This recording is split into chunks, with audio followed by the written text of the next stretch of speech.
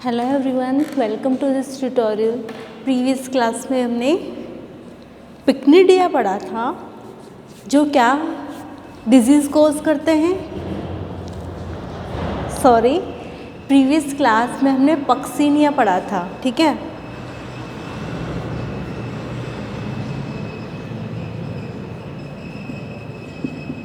जो पक्सिनिया गेहूं की प्रजाति में कौन सी डिजीज कोज कर रहा था?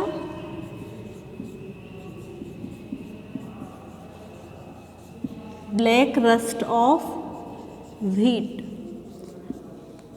तो जो पक्सिनिया ग्रैमिनिस होता है वह पक्सिनिया ग्रैमिनिस गेहूं में काला कीट रोग या ब्लैक रस्ट डिजीज उत्पन्न करता है, ठीक है। तो मैंने इसकी लाइफ साइकिल में आपको बताया था कि जो पक्सिनिया होता है ये अपनी लाइफ साइकिल 2 परपोषियों पे या 2 होस्ट पे कंप्लीट करता है, और वो 2 होस्ट कौन से थे? गेहूं और बारबेरी की लीव्स, ठीक है। तो ये जो पक्सिनिया होता है ये अपनी लाइफ साइकिल को 2 होस्ट पे कंप्लीट करता है। तो जो गेहूं होता है ये इसका प्राथमिक होस्ट होता है या प्राइमरी होस्ट होता है, और जो बारबेरी होती है वो इसकी द्वितीयक होस्ट होती है या सेकेंडरी होस्ट होती है, ठीक है। तो जो गेहूं पे ये संक्रमण करता है तो ये प्राथमिक संक्रमण करेगा, ठीक है, और ये प्राथमिक होस्ट होता है। लेकिन इसमें बनने वाला जो माइसीलियम होता है वो सेकेंडरी माइसीलियम या द्वितीयक कवक जाल होता है, ठीक है। और जो बारबेरी की लीव्स पे ये इन्फेक्शन करता है या जो द्वितीयक संक्रमण करता है, जो इसका द्वितीयक होस्ट होता है उस पे ये प्राइमरी माइसीलियम का निर्माण करता है, ठीक है, मीन्स प्राथमिक कवक जाल बनाता है।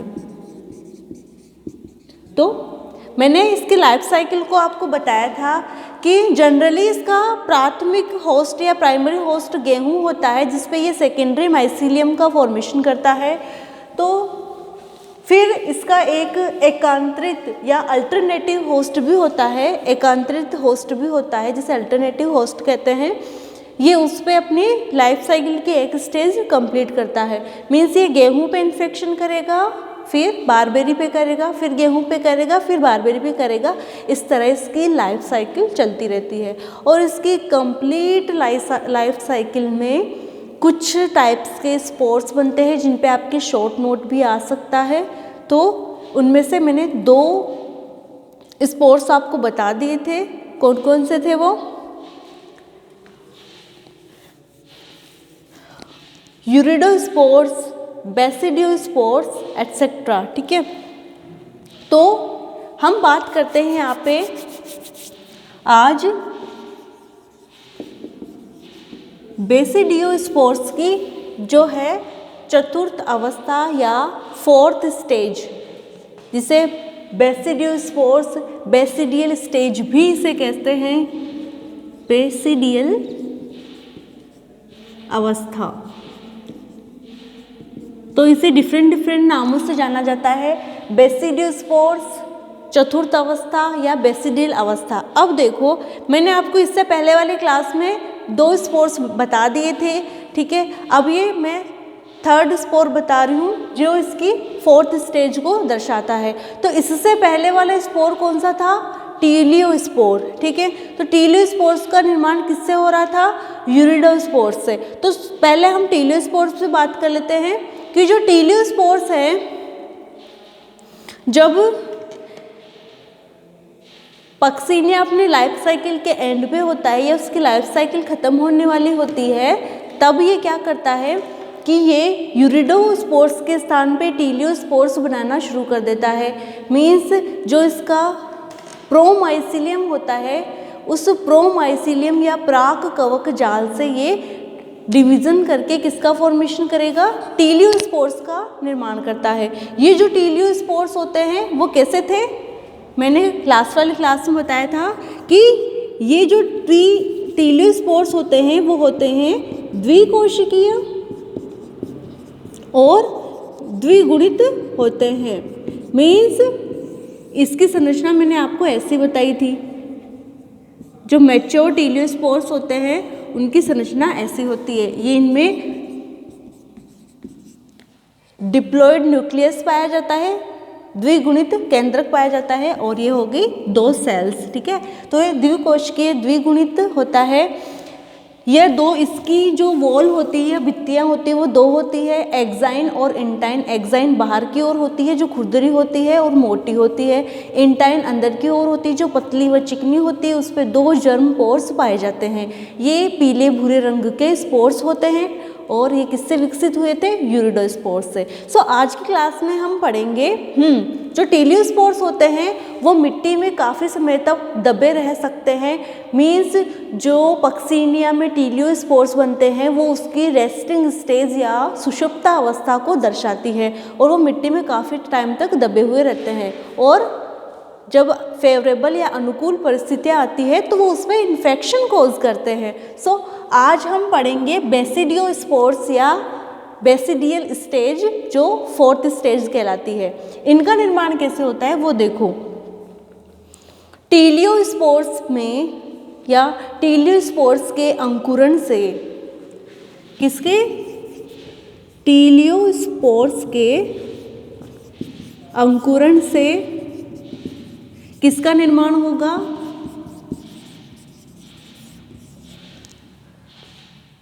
प्रोमाइसिलियम, जिसे और क्या कह सकते हैं,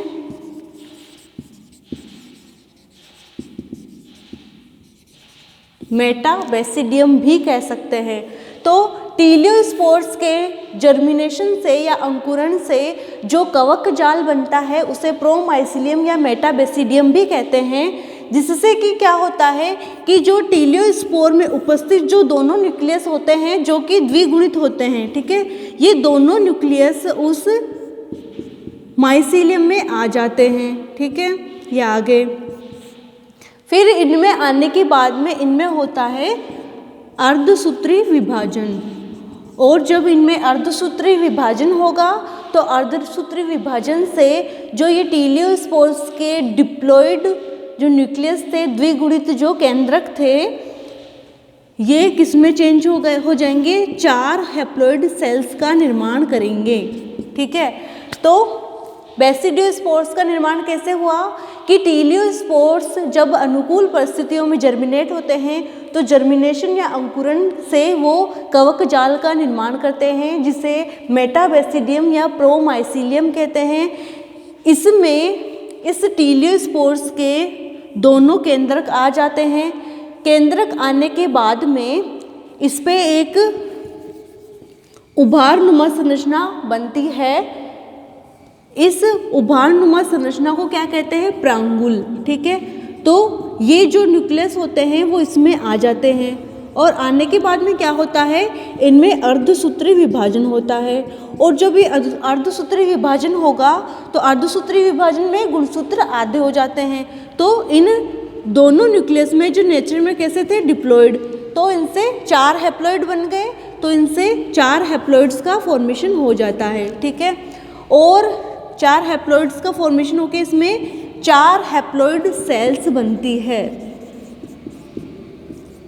टीलियोस्पोर्स के डिप्लॉयड न्यूक्लियस में मियोसिस या अर्धसूत्री विभाजन होता है, जिससे कि 4 हैप्लॉइड सेल्स बनती है। ये 4 हैप्लॉइड सेल्स आगे जाके 4 हैप्लॉइड बेसिडियोस्पोर्स का निर्माण करती है। तो ये पता चल गया कि बेसिडियोस्पोर्स का निर्माण किनसे हो रहा है, टीलियोस्पोर्स से। ठीक है, तो जो प्रांगुणनुमा संरचना होती है उसमें सबसे पहले तो माइसीलियम में न्यूक्लियस आएंगे, माइसीलियम से उस उभारनुमा संरचना में टीलियोस्पोर के न्यूक्लियस चले जाएंगे। तो ये माइसीलियम कौन सा होता है? मेटाबेसिडियम, जो आगे बेसिडियोस्पोर्स का निर्माण करेगा। फिर ये प्रांगुलनुमा संरचना बनी, फिर इनमें 4 मियोसिस के द्वारा 4 हैप्लॉइड सेल्स बनी और प्रत्येक हैप्लॉइड सेल से 4 बेसिडियोस्पोर्स का निर्माण होता है। ये बेसिडियोस्पोर्स जिस कवक तंतु पे या जिस मेटाबेसिडियम पे लगे हुए होते हैं उसे बेसिडियोफोर कहते हैं या बेसिडियोधर कहते हैं। हिंदी में बेसिडियोधर या इंग्लिश में बेसिडियोफोर कहते हैं, जिसपे ये बेसिडिया या बेसिडियोस्पोर्स लगे हुए रहते हैं। और ये कैसे होते हैं? नेचर में हैप्लॉइड। तो अगर आपसे पूछे कि बेसिडियोस्पोर्स क्या होते हैं, तो ये होते हैं एक कोशिकीय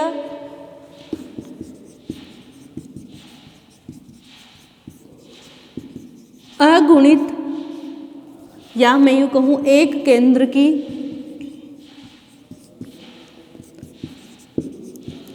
चिकने स्पोर्स या बीजाणु होते हैं। सो बेसिडियोस्पोर्स क्या हो गए? ये एक कोशिकीय एक केंद्र की चिकने बीजाणु होते हैं। प्रत्येक सेल के द्वारा 4 बेसिडियोस्पोर्स का फॉर्मेशन होता है। तो ये जो 4 बेसिडियोस्पोर्स बने, इनमें 2 तो पॉजिटिव प्रभेद या स्ट्रेन की होगी और 2 इसमें नेगेटिव स्ट्रेन की होती है। और इस अवस्था में ये बेसिडियोस्पोर्स आगे जाके बारबेरी की पत्तियों पे इन्फेक्शन फैलाते हैं। अब तक का जो इन्फेक्शन कहाँ हो रहा था? गेहूं में, और अब इस अवस्था में या बेसिडिल अवस्था में ये बारबेरी की पत्तियों पे इन्फेक्शन फैलाने का कार्य करता है या बारबेरी की पत्तियों को संक्रमित करता है। इसके बाद की अवस्था आती है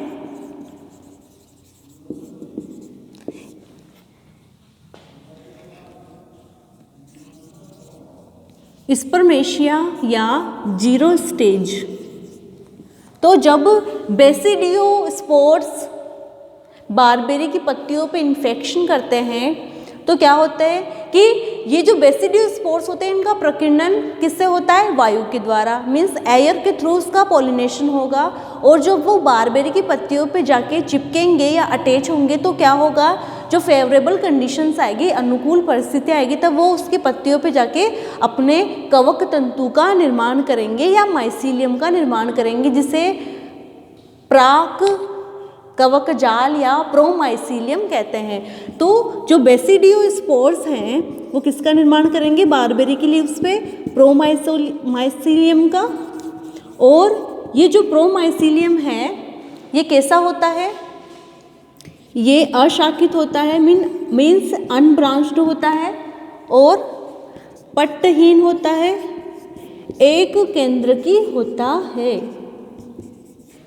ठीक है, तो ये एक केंद्र के अशाखित पट्टहीन माइसीलियम का निर्माण करता है। इस माइसीलियम पे उभारनुमा संरचनाएं बनती है और ये उभारनुमा संरचनाएं किस शेप की होती है?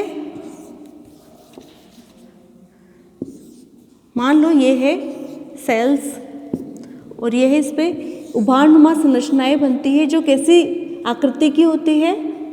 फ्लास्क आकृति की। तो फ्लास्क नुमा या फ्लास्क शेप्ड ये संरचनाएं बनाती है जो ऊपर की ओर से ओस्टियोल या छिद्र के द्वारा खुलती है। तो इसको मैं अच्छे से लेबल डायग्राम बनाऊं तो आप ये देखो कि ये इस तरह की इसमें संरचना बनती है जो कैसी है? फ्लास्क नुमा। और ये जो फ्लास्क नुमा संरचना होती है इसके नीचे की जो लेयर होती है जिसे हाइमीनियम कहते हैं। ठीक है, और इस फ्लास्क नुमा संरचना में क्या लगे हुए होते हैं?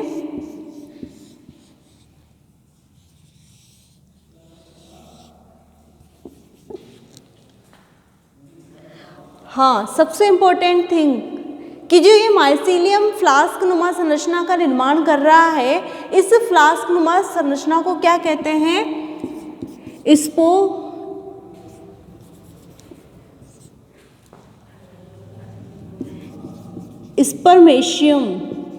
स्पर्मेशियम जिसमें स्पर्मिया का निर्माण होगा। स्पर्मिया क्या होते हैं? अचल बीजाणु होते हैं, जो मैं प्रीवियस क्लास में आपको पढ़ा चुकी। तो इसमें स्पर्मेशियम का निर्माण होगा। तो ये जो स्पर्मेशियम है ये किस पे लगे हुए होते हैं? स्पर्मेशियोफोर पे। जिस संरचना पे स्पर्मिया लगे हुए होते हैं उसे क्या कहते हैं? स्पर्मेशियोफोर या स्पर्मेशिया धर, ठीक है। और इस पे ये क्या लगे हुए होते हैं? स्पर्मेशिया, जो एक्चुअल में क्या होते हैं? अचल बीजाणु, ठीक है। और ये जो स्पर्मेशियम होते हैं, इन स्पर्मेशियम के अंदर क्या पाए जाते हैं? स्पर्मेशियोफोर, और इन स्पर्मेशियोफोर पे स्पर्मेशिया का निर्माण होता है। इसके साथ ही इस पे स्पर्मेशिया में कुछ हेयर्स लाइक स्ट्रक्चर पाई जाती है, रोमनुमा संरचनाएं पाई जाती है, ठीक है, जो नारंगी रंग की होती है।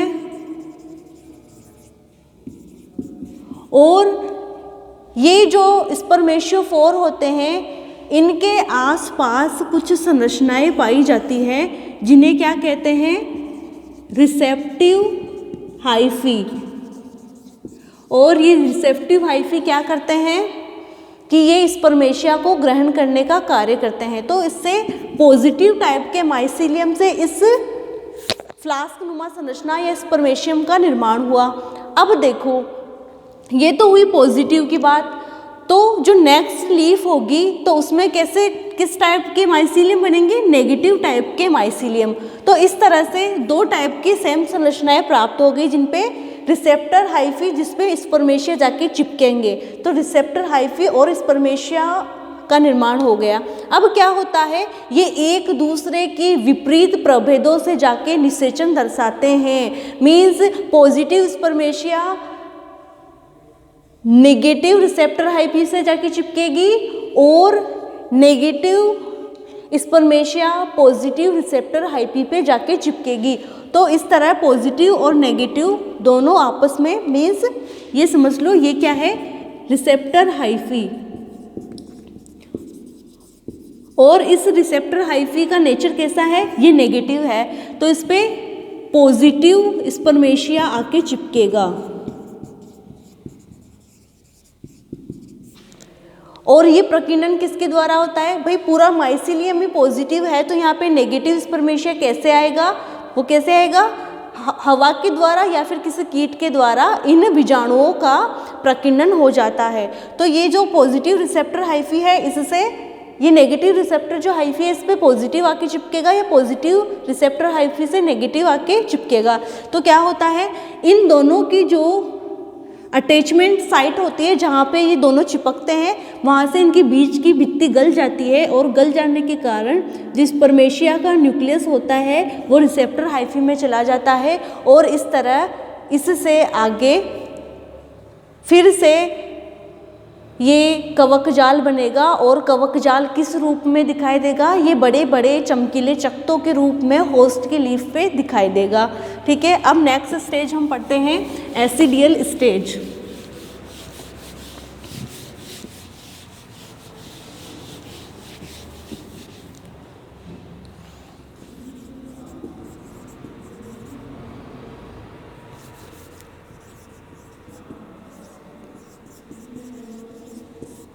एसियोस्पोर्स या एसिडियल अवस्था, ये कौन सी अवस्था हो गई? फर्स्ट स्टेज, जहाँ से इन्फेक्शन शुरू हुआ था। तो एसिडियल अवस्था या फर्स्ट स्टेज जिसमें एसियोस्पोर्स बनते हैं, इसका निर्माण कैसे होगा? इसका निर्माण भी किससे होगा? बेसिडियोस्पोर्स से। तो जब बेसिडियोस्पोर्स जर्मिनेट होंगे, जर्मिनेशन होगा, उनमें अंकुरण होगा, तो उससे वही प्रोमाइसीलियम का निर्माण होगा। इस प्रोमाइसीलियम को क्या बोलते हैं? प्रो एसिडियल माइसीलियम, ठीक है, या प्रो एसियो माइसीलियम।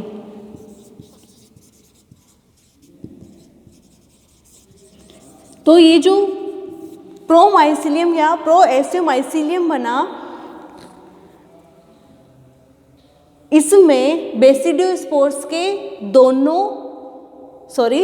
बेसिडियोस्पोर्स मैंने बताया था कि वो एक कोशिकीय थे, एक केंद्र की थे और चिकने प्रकार के थे। तो उनमें से वो न्यूक्लियस कहाँ आ जाएगा, इस माइसिलियम में आ जाएगा। किनका, बेसिडियोस्पोर्स का माइसिलियम इस प्रोमाइसिलियम के अंदर आ जाएगा और अंदर आने के बाद में वही सेम संरचना का निर्माण करेगा, उभार युक्त संरचना का निर्माण करेगा। इस उभार युक्त संरचना में किसका निर्माण होगा, एसियोफोर्स का। तो एसियोफोर्स जो बनेंगे उसके ऊपर एस्कोस्पोर्स का निर्माण होगा। ये जो एस्कोस्पोर्स का निर्माण होता है किस पे होता है, मान लो ये है एसियोस्पोरेंजियम, एसियोस्पोरेंजियोफोर। तो ये जो एसियोस्पोरेंजियोफोर है, इस एसियोस्पोरेंजियोफोर का निर्माण किससे हुआ, प्रोमाइसिलियम से या प्रोएसिडियल माइसिलियम से, जो किससे विकसित होता है, बेसिडियोस्पोर्स के जर्मिनेशन से। तो ये एसिडियोस्पोरेंजियोफोर है, इस पे एसियोस्पोर्स का निर्माण हो गया। ठीक है, जो ये एस्कोस्पोर्स का निर्माण हो गया। और ये जो एस्कोस्पोर्स हैं ये कैसे होते हैं, ये एकांतरित क्रम में अरेंज होते हैं यूं। और ये जो एसियोस्पोर्स बनते हैं ये एकांतरित क्रम में बनेंगे। तो इनमें दो प्रकार की सेल्स होती है। तो जो इनमें छोटी सेल्स होती है वो स्टेराइल होती है, स्टेराइल मीन्स बंध्य। तो छोटी सेल्स बंधे होती है और जो इनमें बड़ी सेल्स होती है एकांतरित क्रम में छोटी बड़ी स्पोर्स का निर्माण होगा। तो जो छोटे स्पोर्स होंगे वो बंधे प्रकार के होंगे, वो आगे जर्मिनेशन नहीं करेंगे। और जो बड़े स्पोर्स होते हैं, जो वास्तविक एस्कोस्पोर्स होते हैं, वो जर्मिनेशन करके माइसिलियम बनाएंगे और वो फिर से किस पे इन्फेक्शन करेंगे, बारबेरी की पत्तियों से वापस से गेहूं पे इन्फेक्शन करेंगे। और ये इस तरह इनकी डिजीज साइकिल चलती रहती है। इस प्रकार जो एस्कोस्पोर्स होते हैं ये एस्कोस्पोर्स भी हैप्लॉइड एक कोशिकीय और चिकने स्पोर्स होते हैं जो पीले भूरे रंग के होते हैं। और ये बारबेरी से गेहूं में इन्फेक्शन कोज करते हैं। और इनका जो माइसिलियम होता है वो द्वितीयक टाइप का या सेकेंडरी टाइप का माइसिलियम होता है। अब बात करते हैं कि ये जो पक्सिनिया होता है, आपके सिलेबस में है कि गेहूं में काला कीट रोग फैलाने वाली डिजीज या काला कीट डिजीज किससे फैलती है, पक्सिनिया से। तो पक्सिनिया की कौन सी स्पीसीज गेहूं में काला कीट रोग फैलाती है, पक्सिनिया ग्रैमिनिस। ये जो पक्सिनिया ग्रैमिनिस है वो गेहूं का काला कीट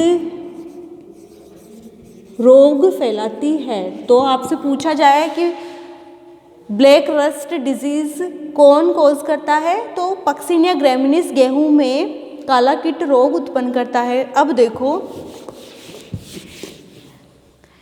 इसकी डिजीज मैनेजमेंट कैसे करें या इस रोग का उपचार कैसे करें, तो क्रॉप रोटेशन करें और ये कोशिश करें कि आसपास बारबेरी की झाड़ियाँ नहीं पाई जाए गेहूं के फसल के पास में। उसके अलावा जो प्रतिरोधी किस्में हैं उनका यूज़ करें और जो संक्रमित प्लांट है उसको जलाकर नष्ट कर दें, क्योंकि ये जो डिजीज़ है वो सॉइल बोर्न और सीड बोर्न है, मीन्स मृदोड व बीजोड है। अर्थात ये बीजों और मिट्टी से दोनों से फैल सकती है। तो कोशिश करें कि संक्रमित पार्ट्स को जला दें और या फिर गाड़ दें। और जो प्रतिरोधी किस्में हैं उसका यूज़ करें और फंजीसाइड का इस पर छिड़काव करें। ठीक है, और क्रॉप रोटेशन रखें और समय समय पे सिंचाई का ध्यान रखें, या उसमें होने वाले अनावश्यक नमी को कंट्रोल करके भी इस डिजीज़ को रोक सकते हैं। मेरी तरफ से ये पेपर आज क्लोज हो गया है। नेक्स्ट क्लास में मैं नेक्स्ट पेपर शुरू करवाऊँगी। Thank you.